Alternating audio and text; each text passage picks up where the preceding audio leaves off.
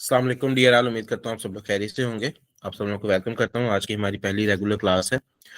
1 से 2 minute wait करते हैं, तब तक बाकी सारे पार्टिसिपेंट्स भी क्लास को ज्वाइन कर लेते हैं, देन हम लोग स्टार्ट लेते हैं इंशाल्लाह।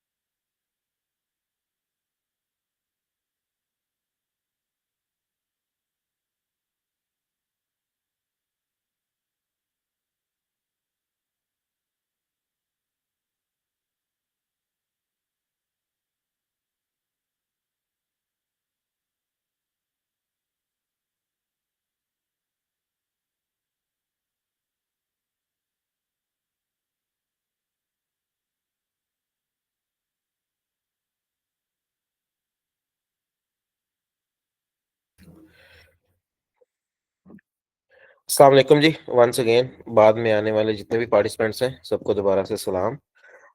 आप लोगों की मेरी आवाज़ उम्मीद करता हूँ आप लोगों को आ रही होगी। फरीद साहब ने लिखा हुआ है कि आवाज़ नहीं आ रही। फरीद साहब इससे पहले मैं बोल नहीं रहा था इसलिए आपको आवाज़ नहीं आ रही थी, मैंने अभी बोलना शुरू किया। और साथ ही साथ बताता चलूँ जी, पहली बात तो ये है कि आप सब लोगों को वेलकम करता हूँ आज की क्लास में। एंड सेकेंडली ये कि आप सब लोगों के जो माइक्स हैं वो बाय डिफ़ॉल्ट म्यूट कर दिए गए हैं, ठीक है? और आप जब भी क्लास को जॉइन करेंगे, तो आपका जो माइक होगा, वो पहले से म्यूट होगा। जब मेरा लेक्चर कंप्लीट हो जाएगा, आपके माइक्स मैं ओपन कर दूँगा, उस टाइम आप अपने ओरल क्वेश्चन आंसर्स कर सकते हैं, सवाल-जवाब कर सकते हैं, ठीक है? इससे पहले अगर आपने कोई सवाल करना हो, तो आप सिंपली चैट बॉक्स अभी आपको नज़र आ रहा होगा। 1 सेकंड मैं स्क्रीन जो है वो स्लाइड चेंज कर देता हूँ, आपके सामने कंप्लीट स्क्रीन शेयर कर रहा हूँ, ठीक है? अब आपको जो है वो ये साइड पे एक चैट बॉक्स भी नज़र आ रहा होगा। मैं यहाँ पे मेंशन भी कर देता हूँ क्वेश्चंस, ताकि अगर आप लोगों के कोई भी क्वेश्चंस हैं, तो वो आप लोग यहाँ पर पूछ सकते हैं मुझसे, ठीक है? और अगर कोई आपका रिटन क्वेश्चन आप पूछना चाहें, तो आप थ्रू आउट द लेक्चर भी पूछ सकते हैं। मैं इंशाल्लाह साथ-साथ जवाब भी देता रहूँगा। और अगर आपका कोई सवाल हो जो आप ओरली पूछना चाह रहे हो, तो वो आप क्लास के एंड पे ओरली पूछ सकते हैं। उस टाइम आप लोगों के माइक्स जो है वो ओपन कर दिए जाएँगे। अच्छा जी, साथ ही साथ बताता चलूँ, आप में से कुछ हज़रात ऐसे होंगे इरफान राजपूत साहब, तलहा अली साहब, आप लोगों ने हैंड रेज़ किया हुआ है, अगर आप लोगों को कोई सवाल है, तो आप लोग उसे यहाँ चैट बॉक्स में लिख सकते हैं। अगर ओरल पूछना है, तो वो आप क्लास के एंड पे पूछ सकते हैं।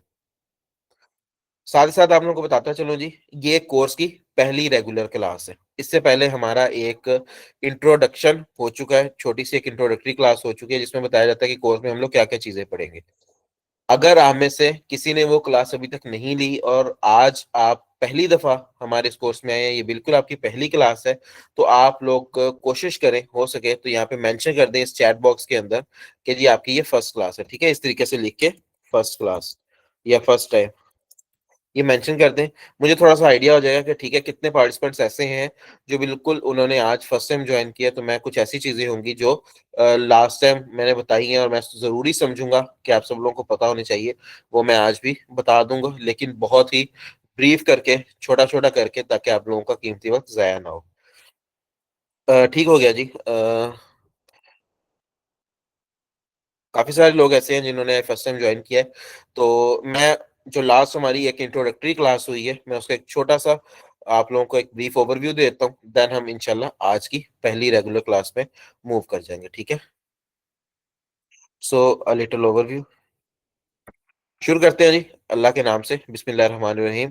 साथ ही साथ मुझे काइंडली कन्फर्म करते रहिएगा, किसी भी वक़्त अगर आप लोगों को आवाज़ में या वीडियो में, स्क्रीन शेयरिंग में, तस्वीर में कोई मसला है, तो मुझे बता दीजिएगा। शुरू करते हैं जी अल्लाह के नाम से, बिस्मिल्लाहिर्रहमानिर्रहीम। बेसिकली हमारा ये कोर्स है certified tax and corporate adviser. 2 हिस्सों पर मुश्तमिल है। इसके अंदर टैक्स भी कवर करवाया जाएगा और तमाम तर कॉर्पोरेट मैटर्स भी कवर करवाए जाएँगे। आईबीई इंस्टीट्यूट ऑफ बिज़नेस एक्सीलेंस जो इदारा है, वो ये कोर्स करवा रहा है, ठीक है? इदारे के साथ-साथ एक फर्म है, फर्म क्या है जी? Virtual tax. एक टैक्स कंसल्टेंसी फर्म है, जो कि चार्टर्ड अकाउंटेंट्स और सीनियर एडवोकेट्स की फर्म सीनियर एडवोकेट्स और चार्टर्ड अकाउंटेंट्स इस फर्म को रन करते हैं। हमारी फर्म के पास जो हमारे रियल क्लाइंट्स होते हैं, ठीक है? उसमें कॉर्पोरेट क्लाइंट्स भी होते हैं, कंपनीज़ भी होती हैं, पार्टनरशिप्स भी होती हैं, उसमें इंडिविजुअल क्लाइंट्स भी होते हैं, टैक्स के, कॉर्पोरेट के और वो दीगर तमाम तर चीज़ें जो आपको इस कोर्स में सिखाई जाएँगी, उन तमाम तर मामलात से रिलेटेड हमारे क्लाइंट्स हुआ करते हैं हमारी फर्म के। जो फर्म में काम किए जाते हैं, वही काम प्रैक्टिकली आपके सामने इस कोर्स में किए जाते हैं और प्रैक्टिकली आपको उन चीज़ों में इन्वॉल्व भी किया जाता है, साथ-साथ वो सारी चीज़ें सिखाई जाती हैं। यही इस कोर्स का पूरे का पूरा इंट्रोडक्शन है, ठीक है?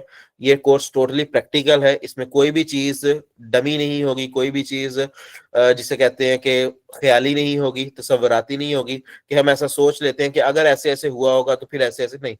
मैं तमाम तर चीज़ें प्रैक्टिकल बेसिस पर इंशाल्लाह करवाऊँगा और वो तमाम तर चीज़ें हमारे रियल क्लाइंट्स की चीज़ें होंगी, जो आपके सामने किए जाएँगे, वो तमाम तर प्रोसेसेज़, वो तमाम तर नोटिसेज़ एफबीआर की तरफ से जो आएँगे, उन तमाम तर नोटिसेज़ के रिप्लाइज़ जो किए जाएँगे, अपील्स अगर की जाएँगी, वो सब कुछ रियल होगा। ठीक है?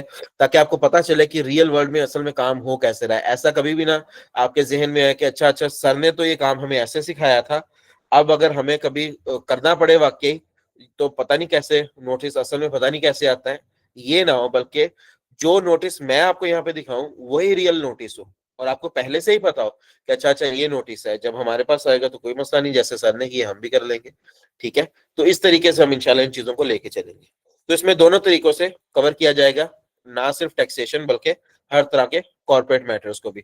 अगर मैं सादा अल्फाज में बात करूं तो एक बिजनेस वर्ल्ड के अंदर कोई भी बिजनेसमैन जो है, उसको जितने भी इदारों के साथ कोई वास्ता पड़ता है, कोई भी काम करवाना पड़ता है, उनकी कॉम्प्लाइंसेस करनी पड़ती हैं, उनके साथ साथ चलना पड़ता है, उनसे एफिलिएशंस, उनसे एक्रीडेशन, उनसे रजिस्ट्रेशन करवानी पड़ती हैं, इंशाल्लाह अप टू 99% वो तमाम तर इदारे इसमें कवर किए जाएंगे। और कोई बहुत ही रेयर किस्म के जो है इवेंट्स या बहुत ही रेयर किस्म के इदारे जो है वो रह जाएंगे, जो मेरा नहीं ख्याल के कोई इतने ज्यादा आपके पास उससे रिलेटेड क्लाइंट्स आएंगे, ठीक है, या आएंगे ही नहीं, वो सिर्फ उन चीजों को स्किप किया जाएगा।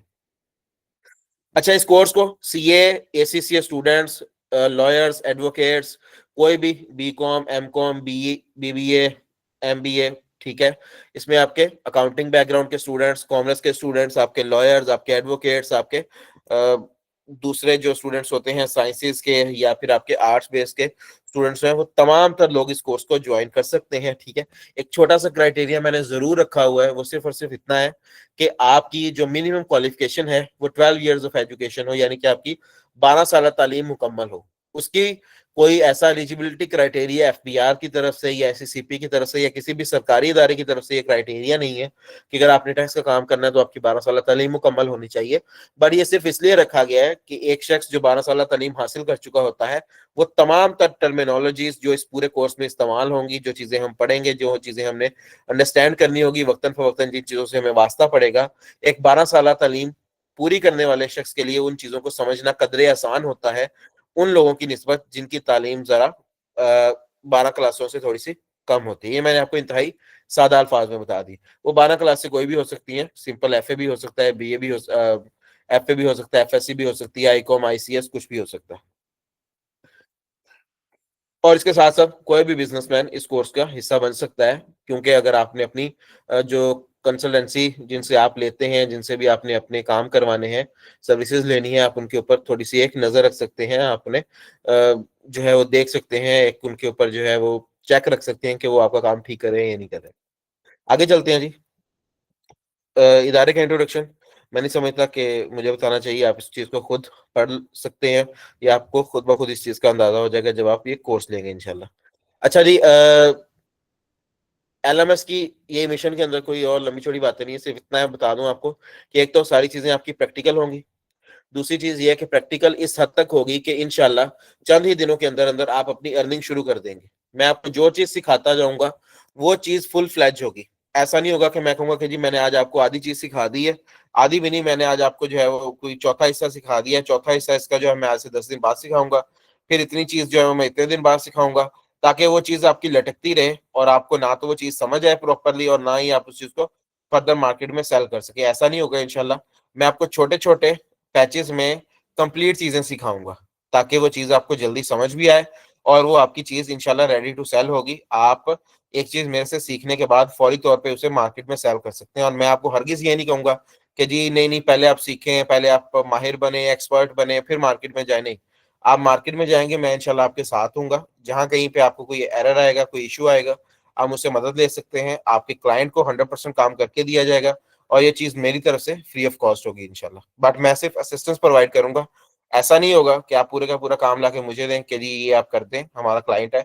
नहीं, मैं सिर्फ असिस्टेंस प्रोवाइड करूंगा, आपको गाइड करूंगा, जहां से आपको समझ नहीं आ रहा होगा, कहीं पे आप गलती कर रहे होंगे, वहां से मैं काम को संभाल लूंगा, करके भी दे दूंगा जहां से आपसे नहीं हो रहा होगा। अदरवाइज आपको सिर्फ और सिर्फ गाइड करूंगा, आप काम कंप्लीट करेंगे, आप इंशाल्लाह अर्निंग अपनी स्टार्ट कर लेंगे। और साथ ही साथ दूसरी चीज जो इसमें बताई गई है वो ये है जी कि इसके अंदर एक लर्निंग मैनेजमेंट सिस्टम यानी कि एलएमएस होगा। रिकॉर्डिंग लेक्चर्स का एक सिस्टम है, कोई लंबी चौड़ी चीज नहीं है। जो लेक्चर्स आप अभी लाइव लेक्चर ले रहे हैं, जैसा कि मैं अभी आपको पढ़ा रहा हूँ, इस सारे लेक्चर की रिकॉर्डिंग हो रही है, स्क्रीन की रिकॉर्डिंग हो रही है, मेरी आवाज की रिकॉर्डिंग हो रही है, आप सवाल पूछेंगे उसकी रिकॉर्डिंग हो रही होगी। ये कंप्लीट रिकॉर्डिंग इस क्लास के बाद एलएमएस में अपलोड कर दी जाएगी। एलएमएस का एक स्पेसिफिक आपकी यूजर आईडी होगी, एक पासवर्ड होगा। आप यूजर आईडी पासवर्ड यूज करेंगे, पोर्टल में लॉगिन करेंगे, वहां से आप अपना ये लेक्चर किसी भी टाइम दोबारा से रिवाइज कर सकते हैं। या आपका कोई ऐसा क्लाइंट आ जाता है जिसका काम आप कर रहे हैं और आपको उसमें कोई दुश्वारी आ रही है, तो आप उसी से रिलेटेड कोई भी लेक्चर, मिसाल के तौर पर लेक्चर नंबर 8 के अंदर कोई ऐसी डिटेल मौजूद है जिससे आप अपने किसी भी क्लाइंट का कोई काम कर सकते हैं, आप वो आपको पता होगा कि अच्छा अच्छा ये चीज मैंने लेक्चर नंबर 8 में पढ़ी थी, आपके नोट्स में वो चीज शामिल होगी, आप सिंपली लेक्चर नंबर 8 ओपन करेंगे, वहां से गाइडेंस लेंगे, ठीक है, उसी वीडियो से आप क्लाइंट का काम कर देंगे। सीडीसीए कोर्स है जी, certified tax and corporate advisor. ये 4 महीने का कोर्स है। टोटल इसमें राउंड अबाउट 60 लेक्चर्स होंगे। लेक्चर की ड्यूरेशन 1.5 घंटे की हुआ करेगी, ठीक है। 1 घंटा मैं बोलूंगा, 30 मिनट आप लोग बोला करेंगे, 30 मिनट के हमारे सवाल जवाब होंगे। 1 घंटा सिर्फ और सिर्फ मेरा लेक्चर हुआ करेगा। 30 मिनट जो हुआ करेंगे उसमें आप कोई भी सवाल पूछ सकते हैं मुझे। वो सवाल आपके प्रीवियस लेक्चर से रिलेटेड भी हो सकता है, वो सवाल आपके आज वाले करंट लेक्चर से रिलेटेड भी हो सकता है। अगर आपके पास कोई ऐसा क्लाइंट आया हुआ है जिसका आप काम कर रहे हैं और आपको कोई इश्यू आ रहा है, तो उस 30 मिनट के टाइम के अंदर आप बाकायदा तौर पर सबके सामने मुझे कह सकते हैं कि सर ये मेरा क्लाइंट है और ये इनकी लॉगिन आईडी, ये पासवर्ड है, मैंने आपको सेंड कर दिया, आप इनका पोर्टल ओपन करें, यहाँ से मुझे चीज समझ नहीं आ रही, आप गाइड कर दें, मैं सबके सामने आपको वो चीज भी समझा दूंगा, उनका काम भी कर दूंगा, और बाकी सबको भी वो चीज समझ आ जाएगी। ये 30 मिनट्स पूरी तरह से आपके होंगे, आपके इख्तियार में होंगे। अप्रोक्सीमेटली 100 घंटों में आपका ये पूरे का पूरा कोर्स इंशाल्लाह कवर हो जाएगा। इस कोर्स के अगर मॉड्यूल्स देखे जाएं तो इसके अंदर आइरिस होगा। आइरिस बेसिकली वो सॉफ्टवेयर है, वो पोर्टल है जिसके ऊपर इनकम टैक्स, सेल टैक्स के सारे काम होते हैं। इनकम टैक्स क्या है, सेल्स टैक्स क्या है, फिक्रमंद होने की जरूरत नहीं है। वो लोग जो फर्स्ट टाइम ये टर्म सुन रहे हैं और टैक्स के बारे में इतना ज्यादा अभी नहीं पता, मैं तमाम तर चीजें बेसिक लेवल से लेके चलूंगा और इंशाल्लाह टोटली एडवांस लेवल तक सिखाऊंगा।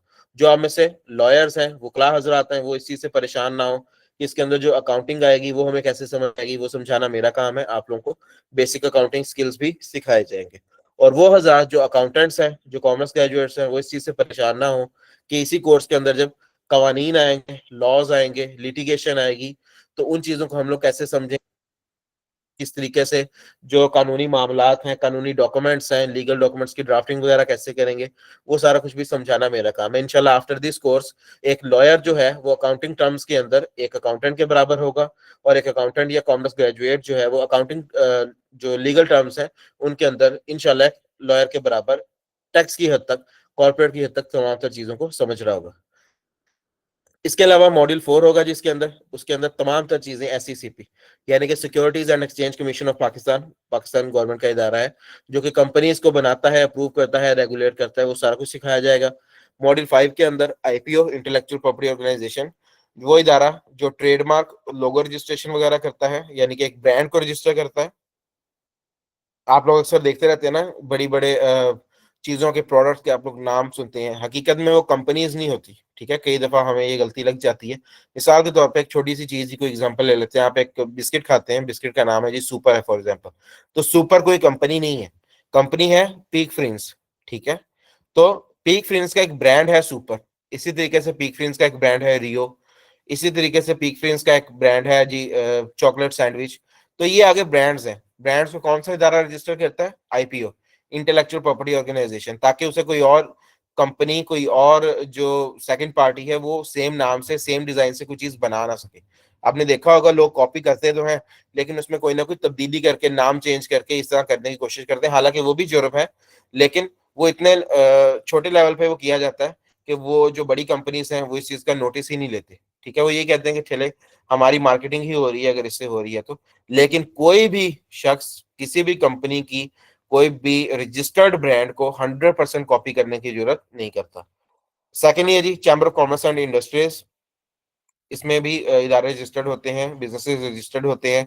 ये इदारा जो है वो बेसिकली बिजनेसेस को फरोग देता है और बिजनेसेस को हेल्प आउट करता है डिफरेंट चीजों में। सारा कुछ फिर हम लोग इन डिटेल पढ़ेंगे। पाकिस्तान सॉफ्टवेयर एक्सपोर्ट बोर्ड, पीसैप, software companies, IT companies, call centres, freelancers, इस तरह के इदारों को इनकी रजिस्ट्रेशन की जाती है। इन्हें टैक्स के अंदर सहूलियात, एग्जम्पशंस लेके दी जाती हैं। और इसके अलावा ओवरऑल इंटरनेशनल मार्केट में पीसैप जो है वो सॉफ्टवेयर कंपनीज के लिए काफी ज्यादा मददगार साबित होता है। ये सारा काम भी आपको सिखाया जाएगा। पीएसडब्ल्यू, पाकिस्तान सिंगल विंडो, इस इदारे का काम है वो तमाम लोग जो इंपोर्ट करते हैं, एक्सपोर्ट करते हैं चीजों को, उनको जो है ये इदारा फैसिलिटेट भी करता है, रजिस्टर्ड भी करता है, और एक पाथवे, एक रास्ता प्रोवाइड करता है जिससे वो अपना इंपोर्ट एक्सपोर्ट का बिजनेस कर सकते हैं। पीईसी पाकिस्तान इंजीनियरिंग काउंसिल है, वो लोग जो गवर्नमेंट कॉन्ट्रैक्टर्स बनते हैं, वो लोग जो इंजीनियरिंग के काम करते हैं, जिस तरीके से आप लोग देख सकते हैं कि रोड्स वगैरह बनती हैं, इंफ्रास्ट्रक्चर बनता है, इसके अलावा इलेक्ट्रिकल के काम है, इसके अलावा मैकेनिकल के काम है। तो वो तमाम तर काम पाकिस्तान इंजीनियरिंग काउंसिल से रजिस्टर्ड फर्म्स जो है वो करती हैं। उन फर्म्स को कैसे रजिस्टर करवाना है, इंजीनियर्स को कैसे रजिस्टर करना है, गवर्नमेंट के ऑर्डर्स वगैरह कैसे मिलेंगे, कॉन्ट्रैक्ट्स कैसे मिलेंगे, उन पे बिडिंग वगैरह कैसे करनी है, इसके बारे में भी इंशाल्लाह आपको सब कुछ सिखाऊंगा।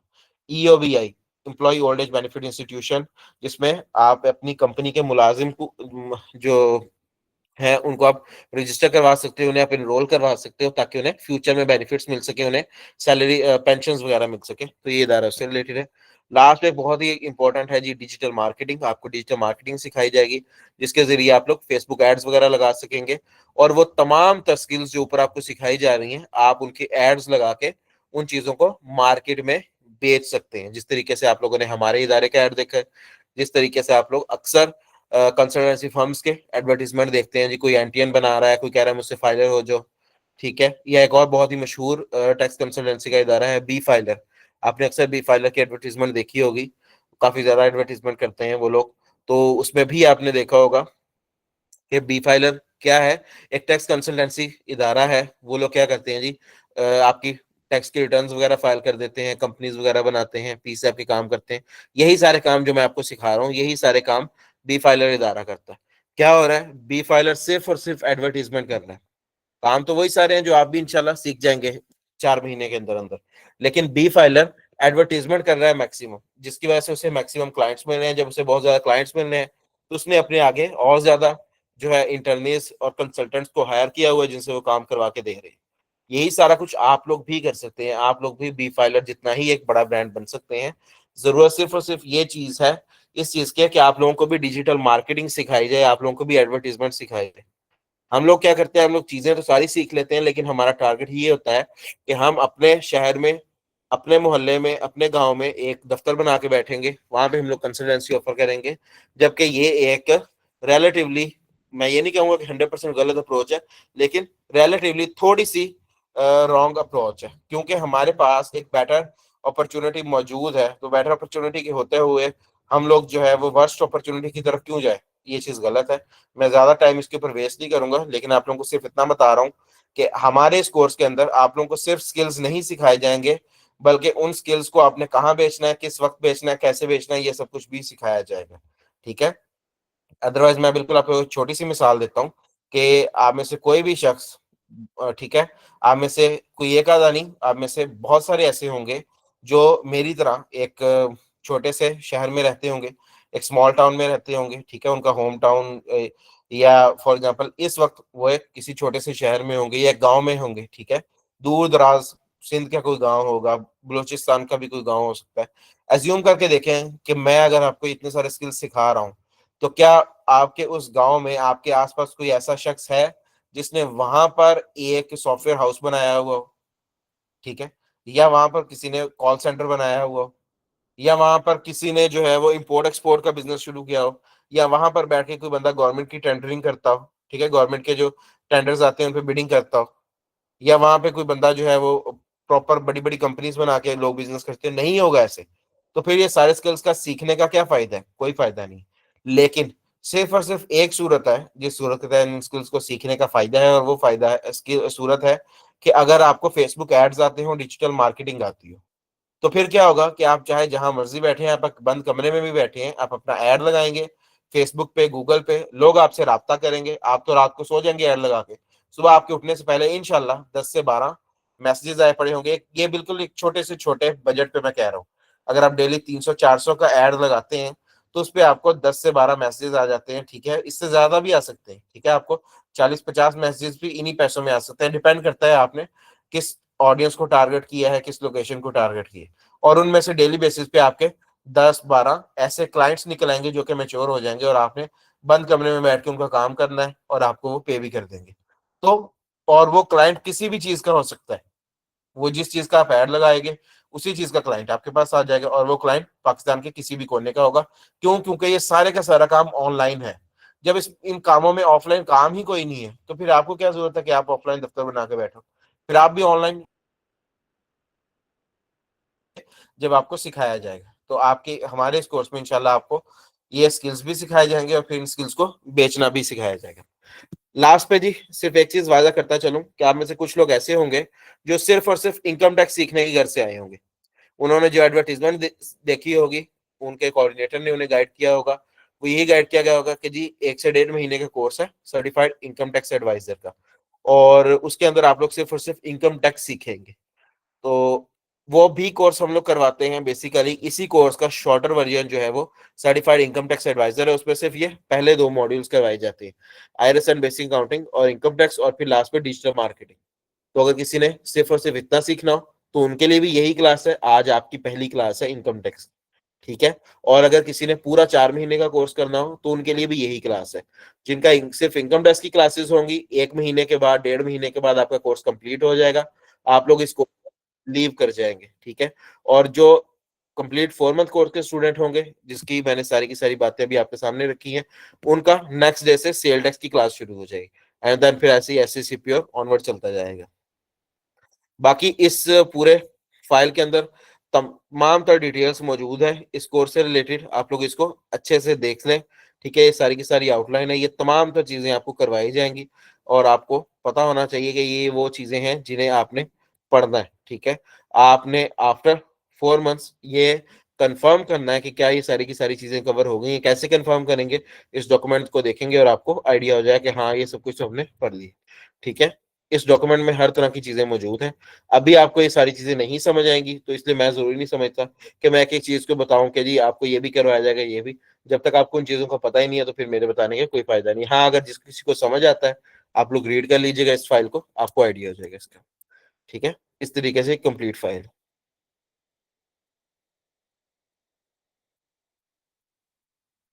अच्छा जी, तो इनकम टैक्स एडवाइजरी की भी फाइल जो है वो भेजी जा चुकी होगी कोऑर्डिनेटर्स की तरफ से आपको।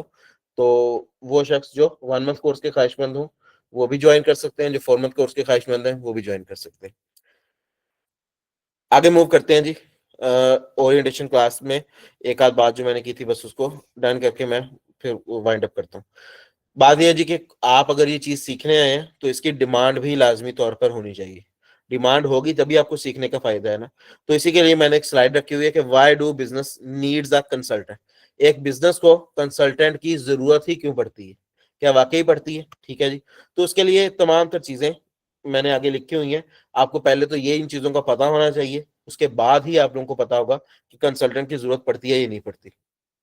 अच्छा, अब ये टॉपिक तो ओरिएंटेशन डे में मैंने कवर किया था, बट यही टॉपिक आज आपकी पहली क्लास में भी शामिल है, बिकॉज आज आपकी जो पहली क्लास है वो इनकम टैक्स से रिलेटेड क्लास है। तो इनकम टैक्स से रिलेटेड क्लास है तो फिर उसमें टैक्स तो आएगा ही आएगा, रिटर्न फाइलिंग तो आएगी ही आएगी, एफबीआर, आईआरएस, ये सब कुछ आएगा, ठीक है। तो अभी आप सब लोग जो पहले क्लास ले चुके हैं और वो सब लोग जो आज पहली दफा क्लास ले रहे हैं, सब लोग अटेंटिव हो जाएं जी। अब इसके बाद वो तमाम तर चीजें आ रही हैं जो कि जिन्होंने पढ़ी हुई हैं उनके लिए भी जरूरी है, और जिन्होंने लास्ट क्लास की थी उनके लिए तो 100% जरूरी है ही है। अच्छा जी, why do business needs a consultant से आगे मैंने ये बात शुरू कर दी है कि जी व्हाट इज टैक्स। सबसे पहले आपको पता होना चाहिए कि टैक्स है क्या। टैक्स के बारे में ही तो हम बात कर रहे हैं बार बार, इनकम टैक्स, सेल्स टैक्स। तो ये है क्या चीज? फिर रिटर्न फाइलिंग क्या चीज है, इसका नाम आपने अक्सर सुना होगा। एफबीआर क्या चीज है, आईरस क्या चीज है, कंपनी किसे कहते हैं, एससीसीपी क्या चीज है, इजी फाइल क्या चीज है, ठीक है। और इसके अलावा कुछ मजीद भी कॉम्प्लाइंसेस की चीजें हैं जो कि आपको एक्सप्लेन करने जा रहा हूँ अभी। सबसे पहले है जी टैक्स। टैक्स क्या होता है? इंतहाई शॉर्ट करके बता रहा हूँ कि आपके मुल्क को, पाकिस्तान को, डिफरेंट कामों के लिए जो है जी पैसे की जरूरत होती है, ठीक है। जैसे सड़कें, हॉस्पिटल्स बनाना, स्कूल कॉलेज बनाना, ये तमाम तर सरकारी सतह पे मैं बात कर रहा हूँ, प्राइवेट की बात नहीं कर रहा, ठीक है। इसी तरीके से मुख्तलिफ दीगर इदारों को चलाना, जैसे पाकिस्तान का सबसे बड़ा इदारा आर्मी, ठीक है, आर्मी को चलाना, इंसाफ के महकमों को चलाना, और कानून कायम करने वाले इदारों को चलाना, इसके अलावा एडमिनिस्ट्रेशन को चलाना। तो हर जगह पर पैसे की जरूरत है। पैसे से तो आपको, पैसे के बगैर तो आपको पता है कोई काम नहीं होता, ठीक है। जिसमें मैक्सिमम जो पैसा है वो आपके जो मुलाजिम होते हैं, सरकारी मुलाजिम, उनकी तनख्वाहों में भी जा रहा होता है, ठीक है। और बहुत सारा पैसा जो है वो डिफरेंट और जगहों पे भी, कंस्ट्रक्शन वगैरह में भी यूज हो रहा होता है, आपके डिफेंस में भी यूज हो रहा होता है। तो ये सारा पैसा कहाँ से आता है?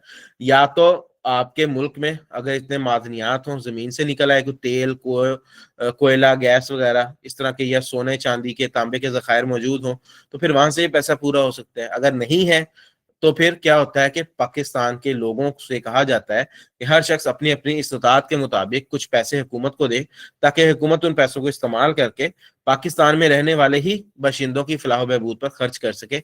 इस पैसे को कहा जाता है जी टैक्स। जो पैसा अवाम हुकूमत को देती है हुकूमत की मदद के लिए, ताकि बाद में वो पैसा हुकूमत इस्तेमाल कर सके पाकिस्तान में रहने वालों की मदद के लिए, उस पैसे को टैक्स कहा जाता है।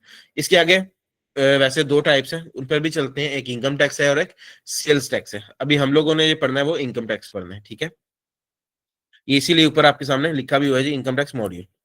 अच्छा जी, दो टर्म्स हैं आगे जिनका जिक्र हो रहा है, एफबीआर और आईआरएस। एफबीआर है फेडरल बोर्ड ऑफ रेवेन्यू। अब मैंने अगर इनकम टैक्स की बात की है जैसे मिसाल के तौर पर, तो ये टैक्स हो गया, या इनकम टैक्स हो गया, या सेल्स टैक्स हो गया, इसको कलेक्ट करने के लिए हुकूमत ने ये तो बता दिया कि आपको ये टैक्स देना पड़ेगा, लेकिन इसको कलेक्ट करने के लिए हुकूमत ने एक इदारा बना दिया। जैसे हुकूमत ने जो है वो अमन अमान कायम करने के लिए एक इदारा बना दिया, पुलिस, ठीक है। जैसे हेल्थ फैसिलिटीज को देखने के लिए हुकूमत ने इदारा बना दिया जी, महकमा सेहत। तो इसी तरीके से टैक्स कलेक्शन के लिए इदारा बना दिया federal board of revenue. Revenue कहते हैं आमदन को, ठीक है, जर मुबादला को। तो फेडरल बोर्ड ऑफ रेवेन्यू का क्या काम है कि हुकूमत के लिए ये आमदन की कलेक्शन का बायस बनता है। टैक्स जो है वो बेसिकली हुकूमत के लिए रेवेन्यू है, हुकूमत के लिए आमदन है, हुकूमत की इनकम है टैक्स। तो हुकूमत को ये इनकम इकट्ठी करके देता है, इसलिए इसे federal board of revenue FBR कहते हैं। एफबीआर की वेबसाइट जो है वो आपके सामने यहाँ पे है,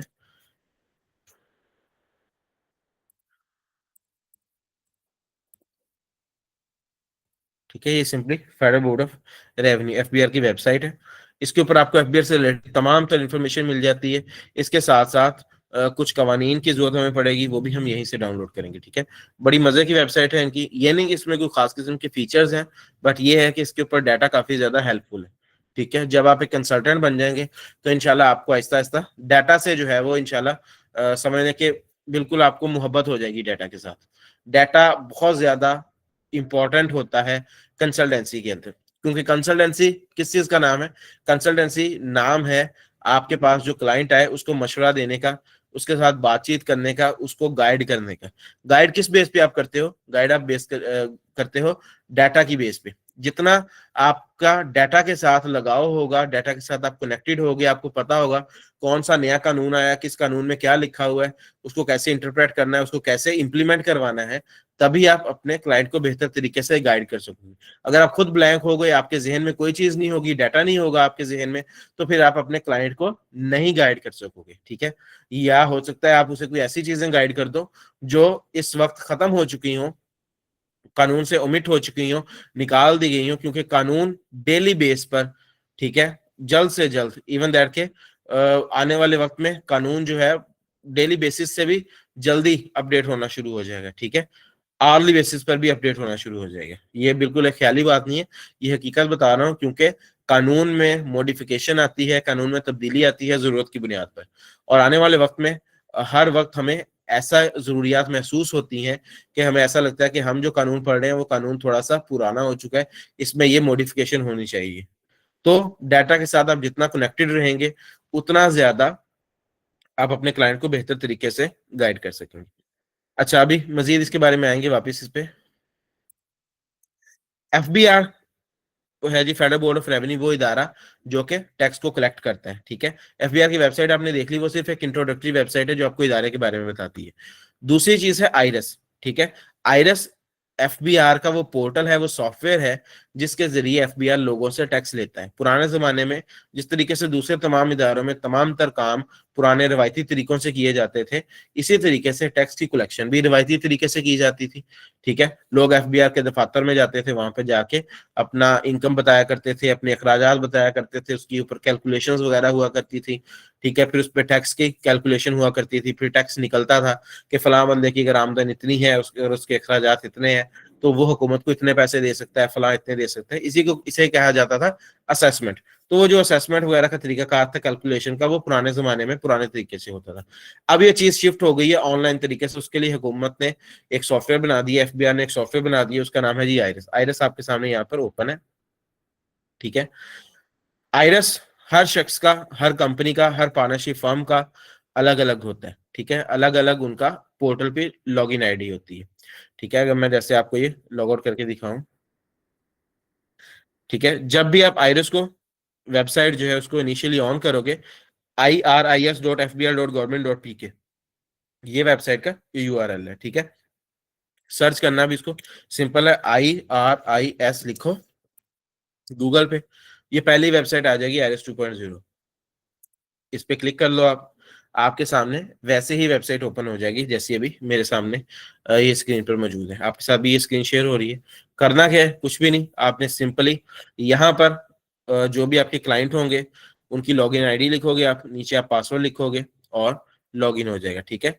ये अभी लॉगिन आईडी, अगर कोई कंपनी है तो उनकी लॉगिन आईडी होती है जी 7 डिजिट्स की, ठीक है, उसे एनटीए कहा जाता है, और नेशनल टैक्स नंबर। और अगर कोई आम आदमी है, यानी कोई जिंदा इंसान है, इंडिविजुअल है, टैक्स के अंदर इस शख्स को इंडिविजुअल कहा जाता है, जिसे हम लोग आदमी, ये जिंदा इंसान कहते हैं ना, नेचुरल पर्सन कहते हैं, उसे टैक्स में इंडिविजुअल कहा जाता है। तो इंडिविजुअल है तो उसका हमेशा शिनाख्ती कार्ड नंबर होता है, ठीक है, इस तरीके से। अब ये सारे क्लाइंट डाटा आपको दिया जाएगा, आप इस रियल डाटा के ऊपर ही काम कर रहे होंगे, ठीक है। आपको ये नहीं कहा जाएगा जी आपके लिए कोई डमी रेप्लिका सॉफ्टवेयर हमने बनाया हुआ है उसके ऊपर आप प्रैक्टिस करोगे, ऐसा नहीं होगा। जो रियल चीजें हैं ना, इसी के ऊपर प्रैक्टिस करोगे, ठीक है। तो कोई भी आप ओपन कर सकते हैं, जो भी आपका क्लाइंट होगा आप उसका डाटा यहाँ पे यूज करोगे, यहाँ पे CNIC है, एनटीएन लिखोगे, पासवर्ड लिखोगे और ऐसे लॉगिन का बटन दबा दोगे। जब पोर्टल पे लॉगिन हो जाएगा तो सामने ये इस तरीके से आ जाएगा, ठीक है। फिर इसके अंदर हम लोग अपनी वेतन और अपने अखराजात और हमारे नाम पर जो भी अशिया वगैरह हैं, कोई असासाजात हैं, किसी के नाम पे घर होगा, किसी के नाम पे गाड़ी होगी, किसी के नाम पे कोई मोटरसाइकिल होगा, किसी के बैंक में लाखों रुपए पड़े होंगे, ये सारी इंफॉर्मेशन अपने अपने मुताबिक या अपने क्लाइंट्स के मुताबिक हमने यहाँ इस पोर्टल पर करवा देनी है, ठीक है। इंफॉर्मेशन हम पोर्टल पर जमा करवा देंगे तो पोर्टल जो है वो, क्योंकि अब जदीद पोर्टल है तो इसके अंदर ही फॉर्मूला वगैरह लगे हुए होते हैं, और ये पोर्टल टाइम में यानी कि उसी उसी वक्त क्या करेगा, ये इसके ऊपर कैलकुलेशन कर देगा और बता देगा कि आपका इतना टैक्स बनता है और आपने हुकूमत को इतने पैसे जमा करवाने। ये इस सारे प्रोसेस को कहा जाता है रिटर्न बनाना, ठीक है। इनकम टैक्स रिटर्न इसी को कहा जाता है, ठीक है। इसी को उर्दू में गोशवारा भी कहा जाता है। आगे चलते हैं, आपको इसके बारे में बताते हैं वगैरह कैसे बनेगी, वो फिर हमने इस चीज को देखना है।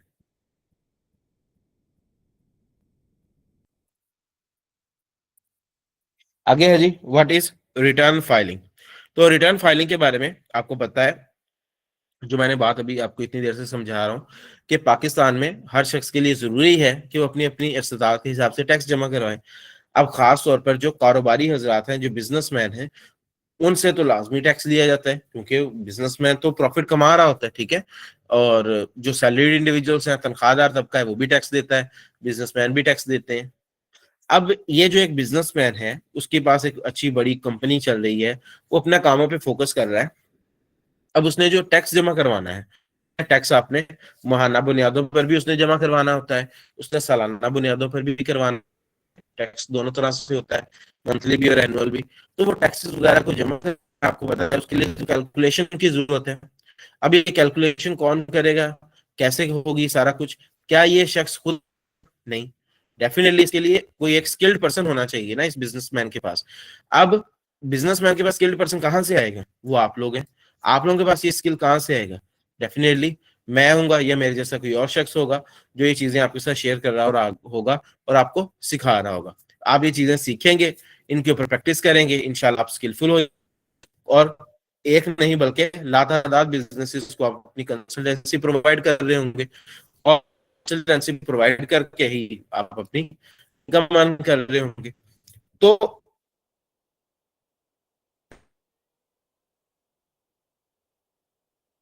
उस शख्स जो अपना कारोबार कर रहा है, उसकी इनकम को देखोगे, आप उसके अखराजात को देखोगे, वो आपको सारा डाटा प्रोवाइड करेगा। आप उस डाटा को यूज करते हुए उसका गोशवारा फाइल करोगे, उसके रिटर्न फाइल करोगे, आप उसके इनकम टैक्स की रिटर्न भी फाइल करोगे, आप उसके सेल्स टैक्स की रिटर्न भी फाइल करोगे, आप उसके एससीसीपी के भी फाइल,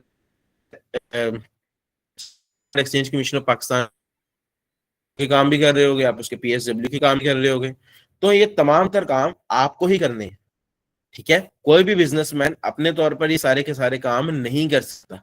ठीक है, ये सारे के सारे काम आपने करने हैं। लेकिन मैं अपने कोर्स में हमेशा इस चीज को वाज़ेह तौर पर क्या करता हूँ, सब आप सब लोगों को ये रिक्वेस्ट भी करता हूँ कि आप लोगों ने जब काम करना है तो आप लोगों ने कभी भी अपने माइंड में ये नहीं रखना कि जी मैं ये सारा कुछ सीखने के बाद किसी बड़ी कंपनी में जाके जॉब करूंगा। इनफैक्ट वो जॉब करना इंतहा आसान है। हम्म, ऐसा इसमें कोई मसला नहीं है। लेकिन मैं आपको उससे एक बेटर वे बता रहा हूँ। बजाय आप एक कंपनी के मुलाजिम बने, आप किसी के भी मुलाजिम ना बने, आप सिर्फ और सिर्फ अपनी जात के मुलाजिम बने। आप अपना घर बैठ के काम करें, आप अपना दफ्तर बना के काम करें, आप सिंपली अपनी एडवर्टीजमेंट करें, क्लाइंट्स आपको मैसेज करेंगे, उसमें कंपनीज आ रहे होंगे, उसमें बड़े बड़े दूसरे बिजनेसमैन के भी मैसेज आ रहे होंगे, वो ऑनलाइन आपको अपना डाटा प्रोवाइड करेंगे और वो आपसे काम करवाएंगे। क्योंकि ये जो चीज है ना, ये दोनों एंड्स पर विन विन सिचुएशन है। आपके एंड पर भी, क्योंकि आपके पास अच्छे खासे क्लाइंट्स आ जाएंगे बैठे बैठे। क्लाइंट को क्या जरूरत है, आप कहेंगे नहीं जी नहीं, क्लाइंट को तो ये अच्छा लगता है कि अपना बंदा उसके पास बैठा हो, वो सारी की सारी इंफॉर्मेशन सिर्फ उसी को पता हो, वो किसी के साथ शेयर ना करता हो, तो लोग तो उससे काम करवाते हैं। नहीं, ऐसा नहीं।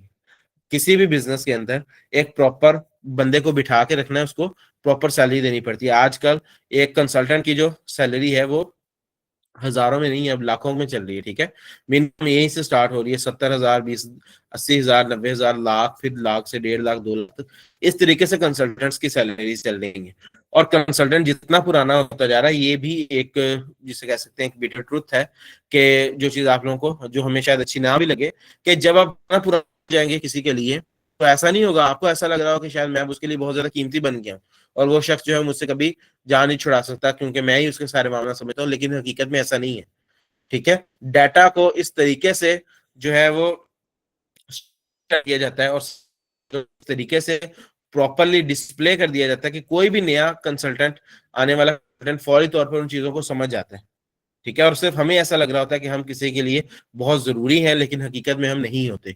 और वो आपको, जब आपकी डिमांड बढ़ेगी, जब आपकी सैलरी अच्छे खासे लेवल पर पहुंचती है, वो लोग आपको अपनी कॉस्ट कटिंग के लिए आपको टर्मिनेट कर देते हैं और आपकी जगह एक नए कंसल्टेंट को ले आते हैं जिसने उन्हें बहुत ही कम सैलरी देनी पड़ती। तो बिजनेसमैन के पास तो फिर भी कोई ना कोई वे मौजूद है, लेकिन आपके पास क्या तरीका कार है? क्या फिर ऐसा होगा कि आप वहां से काम छोड़कर वापस फिर से पुराने रेट पर चले जाएंगे किसी और कंपनी के पास? तो ये तो नामुमकिन बात है। एक बेटर अपॉर्चुनिटी पे आए, आप एडवर्टीजमेंट करें, आप एक कंपनी के बजाय 50 कंपनीज का काम है, वो लोग आपसे काम करवाएंगे, उन्हें भी आपको भारी फीस नहीं देना पड़ेगी। अपना जितना उन्होंने काम करवाना है, जहां वो एक अपने कंसल्टेंट को जो है वो महीने का लाखों रुपए दे रहे थे, ठीक है, लाख 2 लाख उसको सैलरी दे रहे थे, उससे सारे काम करवा रहे थे, वहीं पे वो शायद आपको 10,000 दे के फाइल करवा लेंगे। ठीक है, ज्यादा बड़ा काम हुआ तो 15-20 हजार दे देंगे, उनका काम हो जाएगा। कहाँ वो लाख रुपए में काम होना है, कहाँ वो 20,000 में हो जाएगा उनके लिए। और आपके लिए क्या फायदा है कि आपको एक एम्प्लॉय की बजाय अगर आप 5 बंदों को काम कर दोगे, तो आपको 5 दिन में लाख रुपए आ जाएगा। और फिर बाकी सारे दिन जो है बहुत ज्यादा आपको पैसे देते जाएंगे। तो इस security exchange commission of Pakistan जो इदारा है, वो जो बिजनेस रजिस्टर करता है ना, उसे कंपनी कहा जाता है। ठीक है, और इसको इदारा इस कंपनी को रजिस्टर करने वाले इदारे का नाम एससीसीपी है। इसने भी अपना एक ऑनलाइन सॉफ्टवेयर एक पोर्टल बनाया हुआ है, उसका नाम है लीप। ठीक है, इजी फाइल भी कहते हैं इसे और लीप भी कहते हैं। इस पोर्टल के जरिए कंपनियां रजिस्टर होती हैं। कंपनीज के लिए आपको ये पूरे का पूरा पोर्टल सारे का सारा काम सिखाया जाएगा। ठीक है, रिटर्न फाइलिंग, रिटर्न तो आपने समझ लिया है कि जी गोशवारा होता है। फाइलिंग का क्या मतलब है? फाइलिंग का मतलब होता है जमा करवाना। ठीक है, सबमिट करवा देना, सेंड कर। जब आप एफबीआर को वायरस के जरिए सारी चीजें जमा करवाते हैं तो उसे कहा कर देना गोशवारा फाइल करना। ठीक है। तो बाकी भी जितनी कॉम्प्लायंसेज हैं ये सारी भी बिजनेसेस को करनी पड़ती हैं। यही वजह है कि इसके लिए बिजनेस को क्या चाहिए होता है, कंसल्टेंट की जरूरत होती है। सो दैट मीन्स इस चीज को तो आप सोचे भी ना कि आपकी डिमांड में कोई कमी है, ये कमी इंशाल्लाह आ सकती है। डिमांड आप लोगों की बहुत, ठीक है, और ये बेस्ट कैरियर है। Why do you need IB? IB से आपको क्या फायदा हो सकता है, बस ये आखिरी बात करके कंप्लीट कर रहा हूँ कि हम आपको स्किल्स के साथ साथ उन स्किल्स को सेल करना भी चाहते हैं। ठीक है, आपको फेसबुक एड सिखाएंगे, चीज को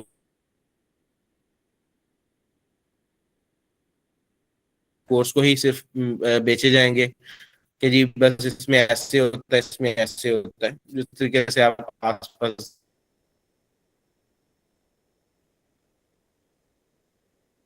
देखते हैं, और बहुत सारे लोग जो है वो ये चीजें करवाते हैं, प्रैक्टिकली चीजों को समझने में बहुत ज्यादा मदद मिलती है। हम लोग तमाम तर काम प्रैक्टिकल करेंगे, ठीक है, 100% प्रैक्टिकल करेंगे। हमारी प्रैक्टिस का तरीका इंतहाई सिंपल है, रियल क्लाइंट्स के ऊपर आपने काम करना है। आप एफबीआर का काम कर रहे होंगे, आपको रियल क्लाइंट्स की आईडीज प्रोवाइड कर दी जाए। आप एससीसीपी का काम करेंगे, आपको कंपनीज की आईडीज प्रोवाइड कर दी जाएंगी। आप पीएसडब्ल्यू का काम करेंगे, आपको वो आईडी, हर स्टूडेंट को उसकी स्पेसिफिक आईडी दी जाएगी, ठीक है, एक क्लाइंट की। और हमें इस चीज में हरगिज कोई डर नहीं होता कि हमारा क्लाइंट हमारे हाथ से चला जाएगा। ये तमाम तर चीज, जो भी आईडी किसी भी स्टूडेंट को दी जाएगी, वो उस क्लाइंट की कंसेंट, उस क्लाइंट की रजामंदी से ही दी जाएगी, ठीक है। सिंगल विंडो कंसल्टेंसी, हम लोग अपने स्टूडेंट्स को इस बात जो है वो आप कह लें कि कन्विंस करते हैं इस चीज की, आप लोग कह लें कि हम लोग इस चीज को कंफर्म करते हैं, इस हद तक आप लोगों को ये चीजें सिखाते हैं कि आप लोग एक सिंगल विंडो कंसल्टेंसी बन जाए। सिंगल विंडो कंसल्टेंसी का ये मकसद होता है कि जब आपके पास क्लाइंट आए तो आप एक ही क्लाइंट के तमाम तर काम एक ही बंदा कर रहे हो। देखने में, सुनने में अक्सर लोग इस चीज की नफी करते हैं, कहते हैं नहीं जी नहीं, सारा एक बंदे को सारे काम तो नहीं आते। बट हकीकत में ऐसा नहीं है। जब आप स्कूल में पढ़ते हैं, आप क्लास 2 3 से ही देख लें, 1 2 3 से ही, क्या आप एक अकेला बंदा हर तरह के सब्जेक्ट्स पढ़ रहा होता है ना? वो मैथ भी पढ़ रहा है, वो साइंसेस भी पढ़ रहा है, वो उर्दू भी पढ़ रहा है, इंग्लिश भी पढ़ रहा है, ठीक है, वो इस्लामियात भी पढ़ रहा है, पाक स्टडीज भी पढ़ रहा है, अरेबिक भी पढ़ रहा है, कंप्यूटर भी पढ़ रहा है, पता नहीं कितने सब्जेक्ट, एफएससी, मैट्रिक और ग्रेजुएशन में हर तरह के सब्जेक्ट्स आप लोग पढ़ रहे हो, तो एक ही बंदा पढ़ रहा होता है ना सारे सब्जेक्ट्स। यहाँ पर क्यों नहीं, क्यों हम अपने आप को लिमिटेड करें? मैं आप लोगों को इस चीज के लिए जो है वो लाजमी तौर पर रिक्वेस्ट करूंगा कि तमाम तर चीजें सीखें, ताकि आपके पास जब क्लाइंट आए तो आपसे अपने तमाम तर काम करवा कर जाए। ऐसा एक काम करवा कर उसको किसी और के पास जाना पड़े, ठीक है, फिर वो जिसके पास जाएगा फिर करवा लिया करेगा। तो इससे वो क्लाइंट की रिटेंशन नहीं रहती, क्लाइंट मूव कर जाता है बहुत इजीली, और ये चीज नुकसानदेह है हमारे लिए। बीइंग ए कंसल्टेंट, हमारा क्लाइंट हमारे साथ जुड़ा रहना चाहिए। आप लोगों को क्लाइंट हंटिंग वगैरह भी सारा कुछ सिखाऊंगा, ठीक है जी। इसके अलावा हम चीज ऑफर करते हैं फ्राइडे सैटरडे संडे, शाम को 8 बजे से लेके 9:30 बजे तक 1.5 घंटे की क्लास आपकी हुआ करेगी, जब आप सब लोग इंशाल्लाह फ्री हुआ करेंगे और इजीली अपनी क्लास ले सकते हैं, ठीक है। कोर्स हमारा बिल्कुल वर्सेटाइल है, आप लोगों के पास इजीली टाइम अवेलेबल है, मुझसे क्लास लें, कोई मसला नहीं है। लेकिन कोर्स को कंपेयर करें डिफरेंट इदारों के साथ, डिफरेंट साथ, और देखें कि क्या कोई और शख्स आपको इस तरीके से क्या ये सारी चीजें सिखा रहा है। अगर सिखा रहा है तो श्योरली आप वहां पर मूव कर जाएं और उन चीजों को वहां से सीखें, ठीक है, क्योंकि वहां पे आपका फायदा होगा। और अगर आपको लगे कि मेरी चीजें ज्यादा वर्सटाइल हैं, ज्यादा सिखाई जाए, फिर आप यहाँ मुझसे ये चीजें सीखें। कोर्स हमारा 100% प्रैक्टिकल होगा, लाइव एलएमएस होगा जी। इसमें ये नहीं होगा कि हमें होस्टिंग वगैरह में किसी भी चीज में कोई इशू नहीं है। आपके तमाम तर लेक्चर्स, जब तक ये इदारा वेबसाइट देंगे, आप इजीली जब मर्जी चाहे अपने लेक्चर्स। आपको कोर्स के एंड पे एक सर्टिफिकेट दिया जाएगा जिसे आप ऑनलाइन वेरीफाई, उसके ऊपर क्यूआर कोड होगा। आप किसी क्लाइंट के पास जाते हैं, किसी कंपनी के पास जाते हैं, वो आपसे काम करवाना मतलब कुछ करवाना चाहते हैं, लेकिन उन्हें आपके ऊपर थोड़ा बहुत एतमाद का उन्हें है मसला, ठीक है, वो आपकी क्रेडिबिलिटी को देखना चाह रहे हैं, आपका पोर्टफोलियो देखना चाह रहे हैं, ये देखना चाह रहे हैं कि आपने कहाँ से चीजें सीखी हैं, कोई आपकी जिम्मेदारी ले रहा है नहीं ले रहा है। सिर्फ आपने क्या करना है, अपना सर्टिफिकेट उनके सामने कर देना है। वो आपके सर्टिफिकेट को अपने मोबाइल से स्कैन करेंगे, आपकी तमाम तरह इन्फॉर्मेशन हमारी वेबसाइट पे आ जाएगी। आपने कब हमसे ये कोर्स लिया, क्या क्या पढ़ा, क्या आपका स्कोर रहा, किस चार्टर्ड अकाउंटेंट ने आपको ये चीजें पढ़ाई हैं, ठीक है, और साथ ही साथ कि आप अब ये काम कर सकते हैं या नहीं कर सकते। और ये भी लिखा होगा कि फर्म आपके साथ मौजूद है, जहां कहीं भी आपको कोई इश्यू होगा तो फर्म इस जो हमारे हैं इनकी मदद करेगी। तो इससे आपके क्लाइंट जो हैं उनको पूरी तरीके से आप पे ट्रस्ट हो जाएगा और वो आपसे ही काम करवाएंगे इंशाल्लाह। 1 साल तक हमारी जो सपोर्ट है वो बिल्कुल फ्री ऑफ कॉस्ट होती है। मैंने आपको बताया था ना कि मैं आपके साथ हूँ, आपकी हेल्प वगैरह करूंगा। तो वो 1 साल तक है, ठीक है। 1 साल तक बिल्कुल फ्री ऑफ कॉस्ट आप सपोर्ट ले सकते हैं। तो ये सारी चीजें हैं जी जो आपको आईबी प्रोवाइड कर रहा है। और अभी हमारे पास आधा घंटा मजीद है, मैं आपके सवालात भी सुनूंगा, साथ ही साथ देखता हूँ आपके कुछ रिटर्न क्वेश्चंस हैं तो।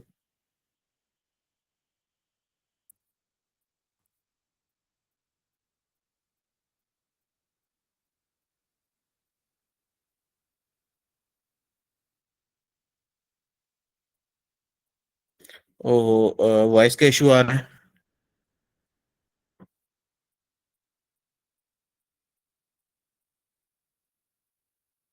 अच्छा जी, काइंडली अब कंफर्म करें, इस टाइम आप लोगों को आवाज ठीक आ रही है? जी जी, अब हम उसी तरफ जा रहे हैं इरफान साहब। ठीक है जी, मूव करते हैं जी आज की क्लास के फर्दर टॉपिक पे।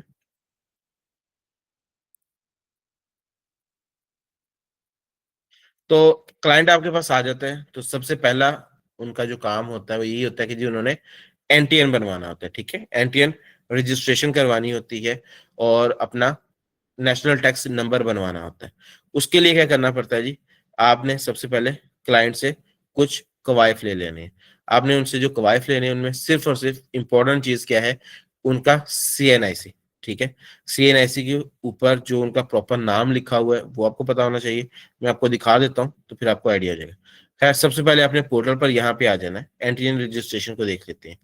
यहाँ पे आपके पास ऑप्शन आ रहा है जी न्यू रजिस्ट्रेशन का, आपने यहाँ पे चले जाना है।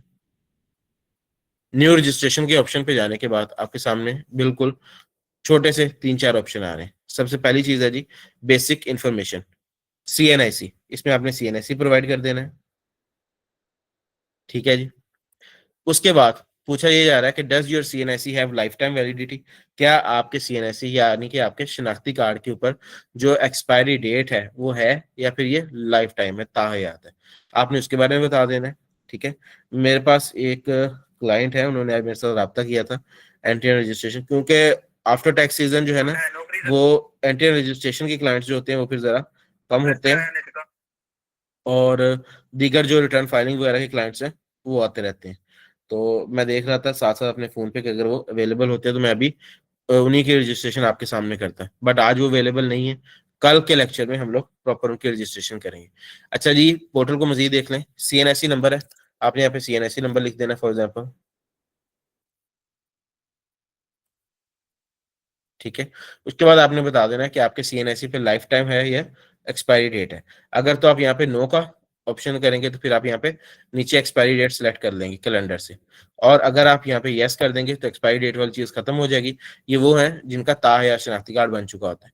उसके बाद आप नीचे अपना शनाख्ती कार्ड पे मुताबिक नाम लिख दोगे, ठीक है। फॉर एग्जाम्पल आपका नाम है जी मलिक नबील अहमद। लिखने के बाद आपने नेक्स्ट अगले ऑप्शन पे जाना है, अगला ऑप्शन है जी एड्रेस का। अभी मैं आगे जाऊंगा तो ये कहेगा कि आपका ऑलरेडी बना हुआ है, यूजर ऑलरेडी रजिस्टर्ड। लेकिन जो न्यू पर्सन होगा उसको हम आगे कैसे लेके जा सकते हैं, ठीक है। एक सेकंड में मैं दूसरा सीएनएससी यूज करता हूँ यहाँ पे।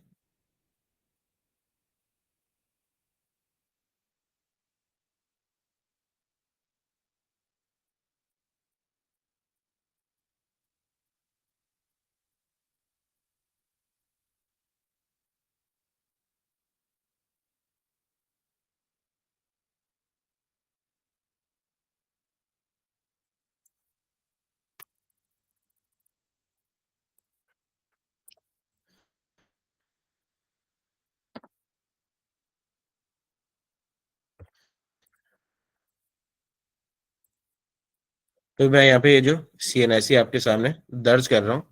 कल इंशाल्लाह हम लोगों ने इन्हीं को जो है वो रजिस्टर्ड भी करना है। तो इनकी जो CNIC की एक्सपायरी डेट है वो लाइफ टाइम नहीं है, मौजूद है, तो हम यहाँ पे एक्सपायरी डेट ऐड कर देंगे। इनकी एक्सपायरी डेट है जी, मैं अब इनके CNIC से देख रहा हूँ क्योंकि क्लाइंट ने मुझे CNIC सेंड किया हुआ है। ठीक है,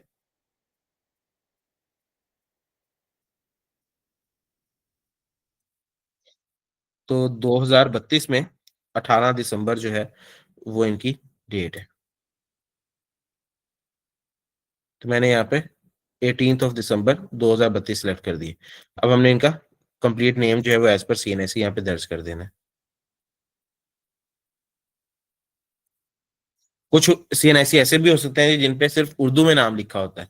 तो उस केस में आपने क्या करना है, आपने अपने क्लाइंट से कह देना है ताकि आपके नाम में कोई मिस्टेक ना हो, क्योंकि ये नाम आगे बहुत जगहों पर इस्तेमाल होगा। तो आपने क्लाइंट से कहना है कि क्योंकि आपका शनाख्ती कार्ड पे उर्दू पे नाम लिखा हुआ है, तो अगर आपके पास कोई और डॉक्यूमेंट है, कोई तालीमी डॉक्यूमेंट है, कोई तालीमी डिग्री है, संद है, तो आप उसके ऊपर जो आपका अंग्रेजी में नाम लिखा हुआ है आप वो मेरे साथ शेयर कर दें, ताकि मैं उससे देख लूँ आपके एग्जैक्ट क्या नेम के स्पेलिंग है।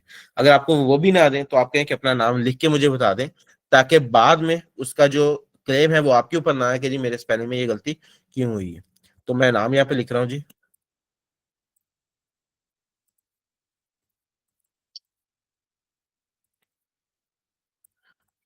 ठीक है, अब ये CNIC के मुताबिक नाम है, हमने ये दर्ज कर दिए। इसके बाद आपने नेक्स्ट कर देना है। नेक्स्ट करने के बाद अब ये क्योंकि इनका पहले नहीं बना हुआ, तो अब हम फौरी तौर पर अगले ऑप्शन पे एड्रेस पे चले गए।